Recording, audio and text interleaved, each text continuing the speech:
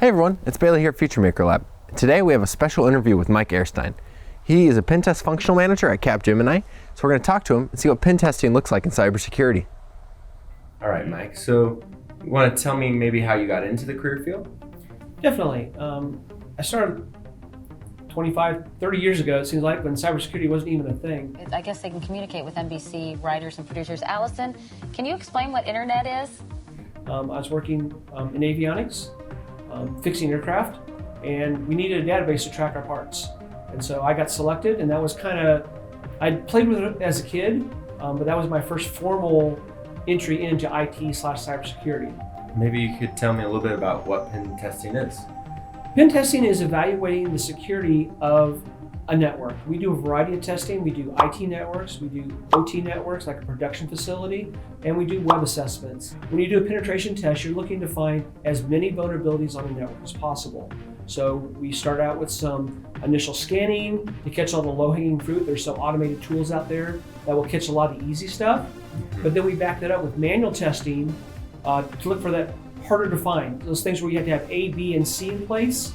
You can't just, because of A and then because of B linking with A, you can get to C. So that requires manual testing, and that's where the art of pen testing really comes in. Right. How much would you say an entry-level position would make? Based off of my company, we hired he was an intern with us, and we hired him full-time directly out of college with no experience other than his college degree, and we started him at $70,000 a year. Wow. As an advanced level pen tester, if you got 10, 15 years experience, you can pull in anywhere from $150,000 to $200,000 a year if you're really good. Wow, that's not bad. No, you can live okay off that. Yeah.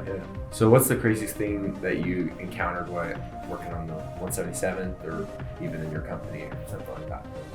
I think back over the last 20 years in this career field and stuff that, when we first started, local admin no password was the #1 vulnerability in Department of Defense networks. Tonight, the U.S. is under cyber attack as federal officials warn that a likely Russian-based hack has penetrated deep into U.S. national security infrastructure. You don't see that anymore. Nope. That vulnerability is gone. People have learned that they fixed that. So if that's your one trick, you're not going to be very effective. You've got to be constantly updating your skill set.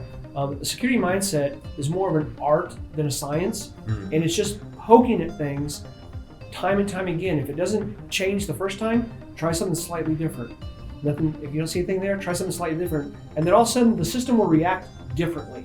It'll either throw an error or it'll give you some different return, and that's your clue that, hey, this might be the way to get into the system. It's not as cool and sexy as you see in the movies where someone sits down like, oh, I'm in. She's almost in. I could launch a cyber nuke, but it'll completely fry his system. So it's not like war games. It's not like war games, no. I wish it was. It'd be a lot easier. Our pen test would only take an afternoon. A lot of times we'll spend up to 2-3 weeks on a network trying to evaluate as much of their security posture as possible. So that's going to wrap it up for today's video. If you enjoyed it, make sure to give it a big thumbs up as well as commenting down below what you learned today. And if you're interested in cybersecurity, we actually have another video on our channel titled The Good Hackers. We go more in depth there and what it looks like to be in the field. This is Bailey from FutureMaker. See you next time.